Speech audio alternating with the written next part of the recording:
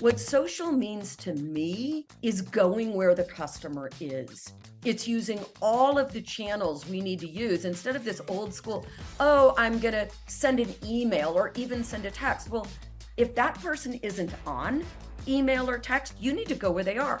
You better figure it out. What social network are they on? And then to really build your presence there. Welcome to the Making Sales Social podcast, featuring the top voices in sales, marketing, and business. Join Bryn Tillman and me, Bob Woods, as we each bring you the best tips and strategies our guests are teaching their clients, so you can leverage them for your own virtual and social selling. Enjoy the show. Welcome back to Making Sales Social. So I am beyond excited for our next guest. Shari Levitin is a friend of mine, someone that has been a mentor to me when I was getting started, kind of halfway through my career where I was a little stuck. Her advice really got me getting to the next level. I cherish every word that comes out of her mouth, and she's not only entertaining, but I learn every single time I watch a video, I read an ebook. She is a LinkedIn top voice. She's a top 50 keynote speakers in sales, and she helps to rehumanize the sales process to increase win rates and customer experience. And the author, I should have had it with me. I have it. The author of Heart and Sell. Welcome, Shari, to Making Sales Social. Thank you, Bryn. It's so good to see you. And I'm it's so so good to see you doing so well and thriving. Oh my gosh. And thank you. I mean, you are such an inspiration. Personally, to me, the time that you gave me probably 5 or 6 years ago has had a huge impact on the way I go to market. And it's just, you're an invaluable resource. I'm sure you're invaluable at research too, but you're an invaluable resource. And anyone that gets to work with you is very, very lucky. So we start off every one of our programs with the question, what does making sales social mean to you? Well, the world has changed so much. And I want to back up and just say that I didn't even know the term social selling 6 years ago. I didn't know what it meant, which is interesting. I had been in a vertical and really owned the vertical in hospitality and real estate for 20 years. And back then we weren't really using social. And I remember, I was doing what everybody was doing. I was doing emails. Of course, I was on Facebook, right? Given my age, I'm a baby boomer, right? And I had a friend to me say, why in the world aren't you on LinkedIn? So this is only 6 years ago. He said, why aren't you on LinkedIn? I said, it's just a stuffy Facebook. Why would I do that? Like, I don't need that. I don't want that. And he also said, and by the way, why aren't you on video? Not only should you be on LinkedIn, but you should be doing video on LinkedIn. And I didn't understand it. And I remember I was actually on a hike talking to him, and I was going up a mountain. I live in Park City.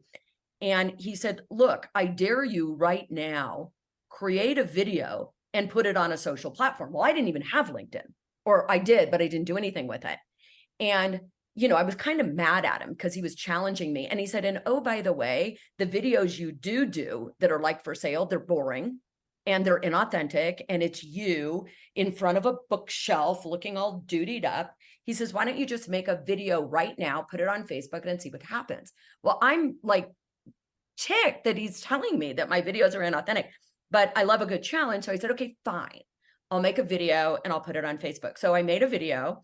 I think it was like the 5, things you need to be a great seller or whatever. And I looked a mess because I was hiking, and he said, that's the point. People my age want people to be more authentic. I put it on Facebook and I was absolutely blown away. I got more views on a 5-minute video than I would have gotten in a year's worth of blog posts. And I sort of realized, wait a minute, if a picture's worth 1,000 words, what's a video worth? Well, it turns out a lot. And it sort of changed my life. And then I thought, he was right about that. Maybe I ought to get on LinkedIn. Maybe I ought to start putting videos out on LinkedIn. So what social means to me is going where the customer is. It's using all of the channels we need to use instead of this old school, oh, I'm going to send an email or even send a text. Well, if that person isn't on email or text, you need to go where they are. Are they on Instagram? I used to have a client, the only way he would return any message is if I DM'd him on Instagram, literally between 5 o'clock and 7 o'clock at night. Like, so that it's this idea of go where your customer is. And we're in such a mobile society that you better figure it out.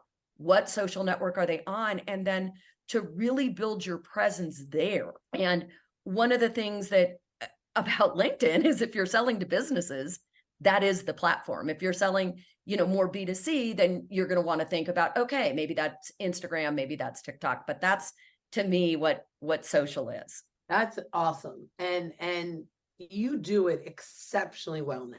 I am blown away. And I think every time I get into LinkedIn, and maybe it's 2 or 3 days a week, but you are at the top of my feed and you're getting an exceptional amount of engagement. And what's fun, I mean, your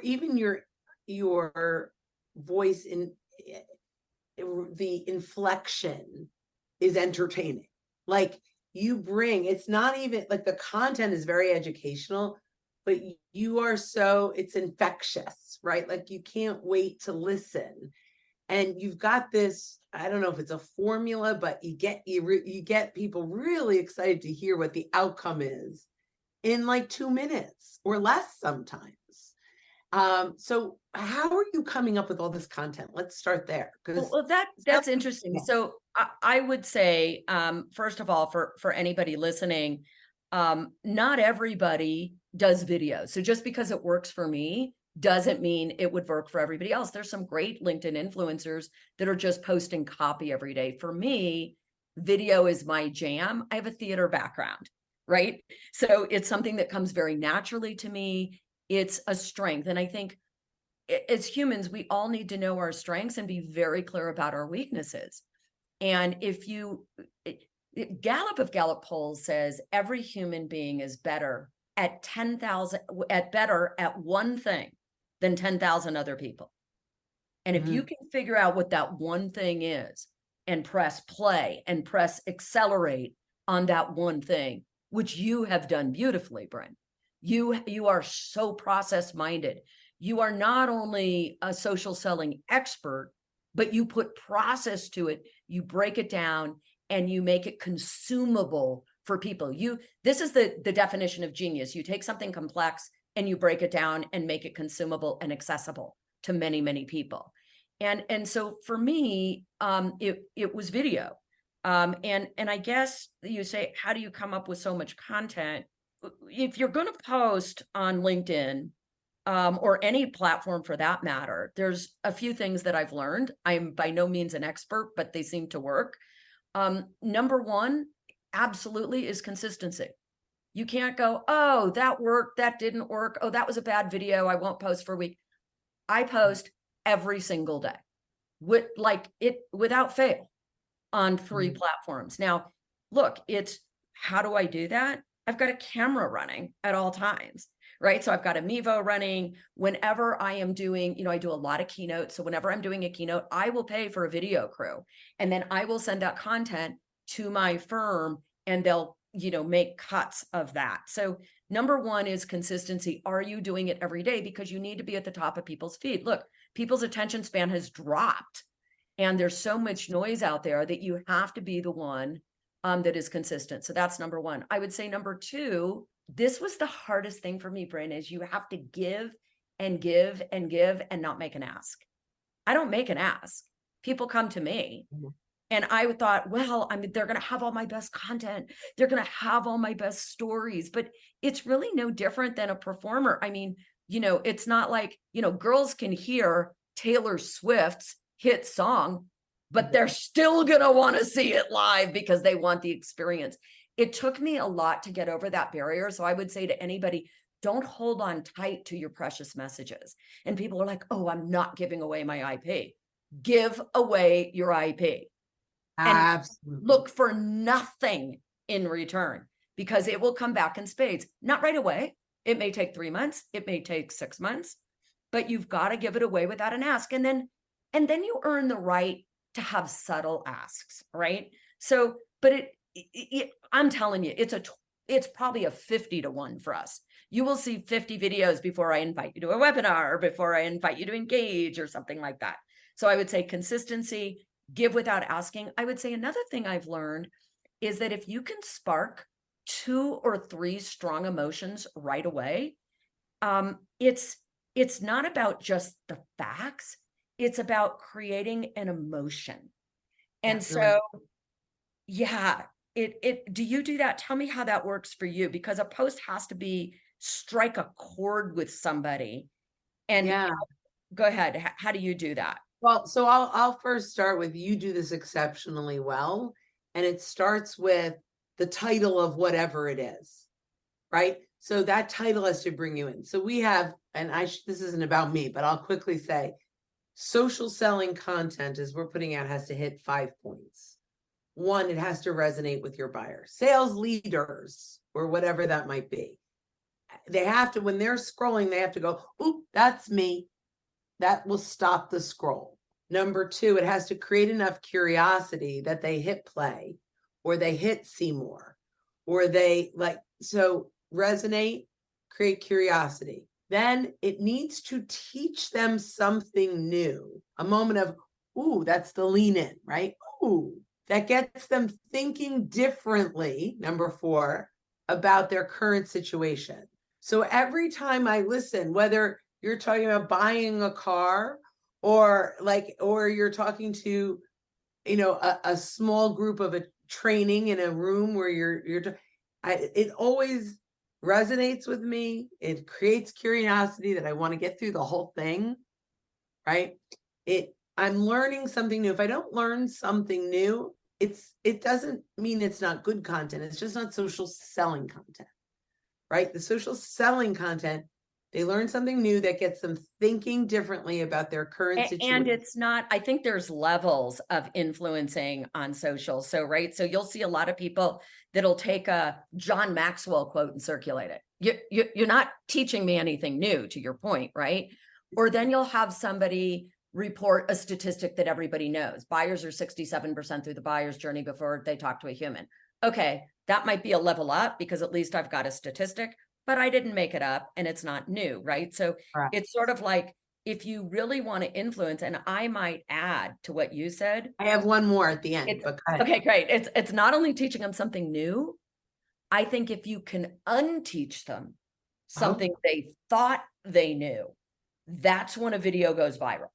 That's awesome. So we can go back to that in a minute. Like, what does that mean? But yeah, go ahead. You have one more. Well, because I have OCD, I'll do the 5th one and then we'll go back to that. But number 5, OCD and ADD will get together. We'll go great together, Bryn. Yay! Right. So number 5 is, looking to up your LinkedIn game? The Social Sales Link team has you covered with our LinkedIn Sales Accelerator, a guided social selling program that includes training, coaching, and so much more. Visit socialsaleslink.com/in for more details. Again, that's socialsaleslink.com/in. create a compelling moment, move them from lurker to engager. Because we cannot start a conversation with someone that we don't know whether they're there or not. So we need the comment or the reaction in order to start a conversation. So for it to be social selling content, we have to convert them from a lurker to an engager. So you go back to unlearning. I like that. Yeah, it's got to be a little different or contrarian or something. Unteach them something they thought they knew. I look at I had a video about buying a Porsche. If anybody wants to see it, it's right on my LinkedIn profile. It had 15 million views. We couldn't figure it out. We can't even count them anymore. I think, and I don't know how this works, but when we put it on LinkedIn, it sort of froze to when I put it on LinkedIn. But since then, we've seen it recirculate over and over and over again in the car industry and beyond. But I think, as we analyze, what was it? It was this idea that we can't focus on the sales process anymore. We have to focus on the buying process. But it was also a story, and there was also a villain. So I would also say, in creating content, stories outperform facts 100-fold. I don't have any math on this, but I'm looking anecdotally and I can tell you, but if you look about stories in the brain, we're in a time right now of fake news. People don't believe what they're reading or seeing necessarily. Everybody challenges facts. In fact, there's something interesting in Nancy Duarte's book. She wrote a book that was super interesting. And she was saying that today, I think it's called Resonate. But what she was saying is that today, if you show somebody facts in a Word document, or you show them an ROI that your product can give in a Word document, they instantly go to disbelief. I don't believe you. I don't believe that number. Yes. But if you show them a graph, the mind processes it differently. It's the same with stories. If I tell you, oh, we're going to increase, working with Levitin Group over the last year, we have increased bottom line win rate by 28%. Somebody's going to go, no way. But if I tell them the story and I follow a framework, and I do have a storytelling framework that I'm happy to share that I use online. Please. If you follow the framework, people will not only believe it, our brains are wired for story, but you have to tell them correctly. And I find most CEOs, most entrepreneurs, most sellers have no idea how to tell a story. They go on too long. I love this one. They're the hero of their own story. Nobody wants to hear you being a hero. They want you to be a little self-deprecating. And so the hero has to be the audience so that they can put themselves there. And yet people don't know how to do that. And they think, oh, that's fluffy. It's a soft skill. Ladies and gentlemen, everybody needs to know how to tell a compelling story. Even as a leader, you want to lead your people. You want to get them excited. You want to enroll them and engage them for change in your company. You better have a great story of your vision. And so those are also keys to a viral post or any kind of social post. That's amazing. Okay. So I want to hear, what is that? Thank you for offering. What's the formula? It's really pretty simple. And actually this works well for a job interview as well, right? So it always starts with context very quickly, the who, what, where, when, right? So I was buying a Porsche, I knew that some people bought pandemic puppies. I decided to buy a pandemic Porsche, right? There's 2 dealerships nearby. One's 45 minutes away. The other's an hour and a half away. So I am going to lay the groundwork, the context, but I'm going to do it quickly. And there's only 5 steps and you don't get 7 or the story's too long. Okay. The second step is I'm just going to begin. So it's got context, beginning, middle, and punchline. Now, begin means there's an action that moves forward. And when we do this live in our workshops, we'll literally put 5 big yellow round circles in the room.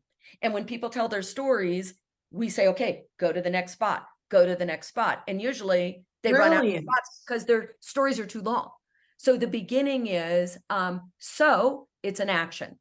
So the beginning is, so I called the dealership close to me and I said, can you tell me a little bit about those cars you have online? They look really cool. Can you give me prices? Okay. So that's the beginning of the story. Okay. Then he says, you're going to have to come in and test drive it. Oh, and bring your husband. I love that one. Oh, like, excuse me, bring my husband? Wait a minute. I am the breadwinner in the house and you just like done. He's retired. Yeah, right. He's retired. Right.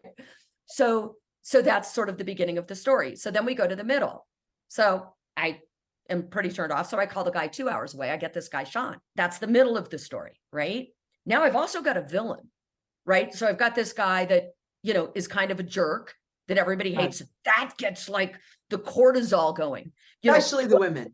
Right. Yeah. So it's actually, there's neurochemically, you've got cortisol and empathy working together. So the empathy is, okay, this main character is trying to buy a car. Okay. And she's not very good at technology. It's a little self-deprecating, but then there's the cortisol of the enemy, right? So then I call this guy, Sean, at the other dealership. Well, he not only gives me the prices right away, he says, do you want to jump on a Zoom call?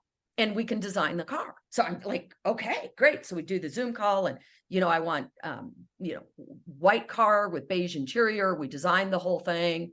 That's all good. And, we get off the phone. The next day he connects with me on LinkedIn.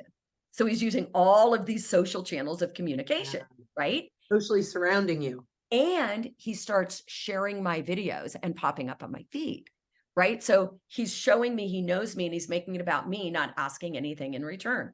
Then talk about omnichannel. I get a brochure in the snail mail 4 days later, right? So Yeah. all of these different channels of communication, right? Now I've got Zoom, I've got LinkedIn, I've got something in snail mail. Well, then I kind of go dark because it's not like I need a car. It's not like I'm going to blow up if I don't have a new car. And then literally 2 weeks later, I get a video text to my phone of the exact car that we designed coming off the trailer, wrapped like a present. And he takes a video text and he's like, "Ooh, can you smell the leather? This is amazing. Oh, look at the driver's seat, that exact leather that you wanted. Ooh, look at the dash. Look how techy it is. Hey, if you want to come in and drive it today, we're serving chili." That was it.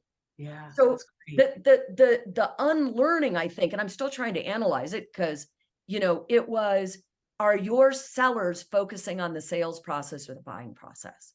Because today buying isn't linear and you need to meet them where they are. And so, of course, I go down to the Porsche dealership, have the chili, buy the car, and drive it by the first dealership and say, "Just wanted to say hi." I'd pull a pretty woman on him.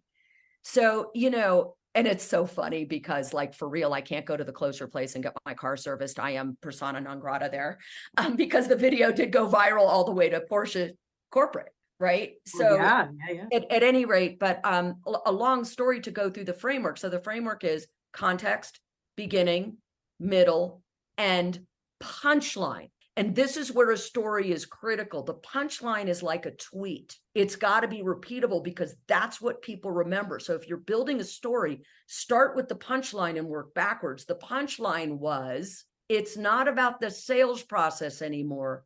It's about the buying process. And so it's like where people mess up on stories, a punchline is like the punchline of a joke.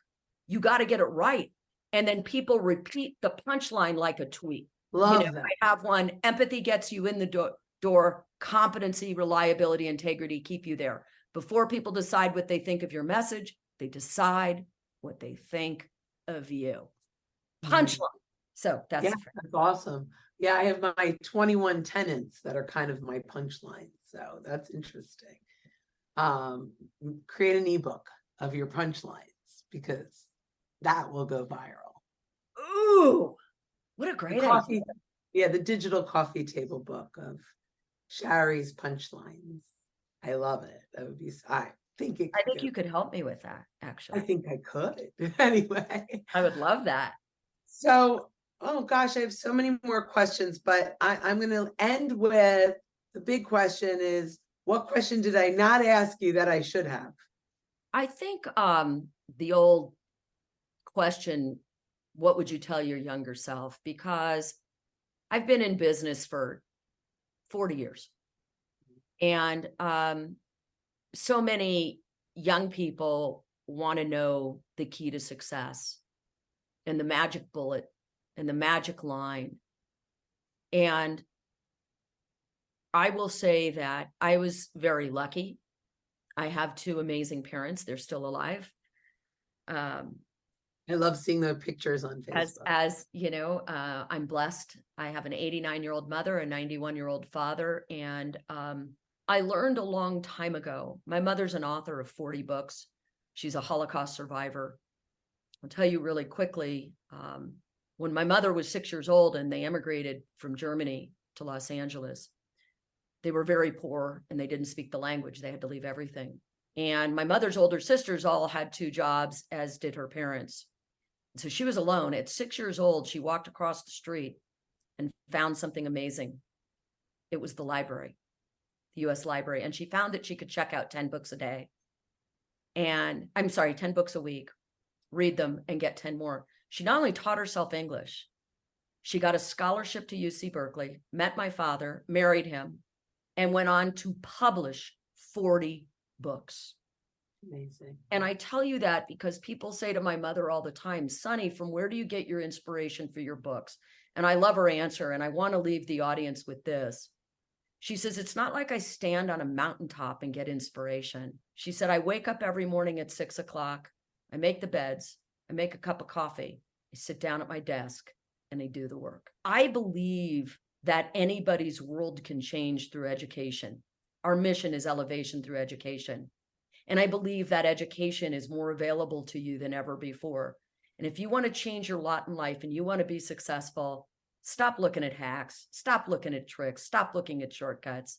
Truly, you got to sit down, make your bed, get that cup of coffee or whatever, and do the work.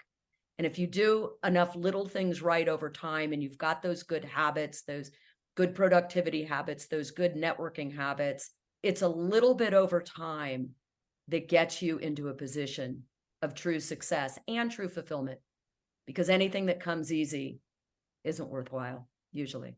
That's just magic. And what a great way to close this out. So I would recommend people go and follow Shari on whatever social media platforms, but particularly LinkedIn. She's just amazing there. And can you just give us just a little bit on how people can work with you if they'd want to? Which, why wouldn't they want to? Well, you can certainly message me on LinkedIn. By the way, nobody manages my LinkedIn. This is also important. At the end of the day, your friends are going to be commenting and reaching out. I'm on LinkedIn an hour and a half a day. I have to be, so you can message me on LinkedIn. Or you can go to our website, ShariLevitin.com, or you can write to me, Shari at ShariLevitin.com, ShariLevitin. And we've got some exciting things happening. I'm launching a podcast with sort of my mentor. Very excited. We'll be announcing that soon. And we also are announcing a way that you can have all of my LinkedIn videos straight into your inbox. So that's coming soon as well. Oh, I want to be one of the first to sign up for that one, for sure. Shari, thank you so much for your insights, your brilliance, your wonderful, happy personality, and just bringing light and shining and heart to the sales world. So thank you so much. Brian. And for everyone listening, when you are out and about, don't forget to make your sales social. Don't miss an episode. Visit socialsaleslink.com/podcast. Leave a review down below. Tell us what you think, what you learned, and what you want to hear from us next. Register for free resources at linkedinlibrary.com. You can also listen to us on Apple Podcasts, Spotify, and Google Play. Visit our website, socialsaleslink.com, for more information.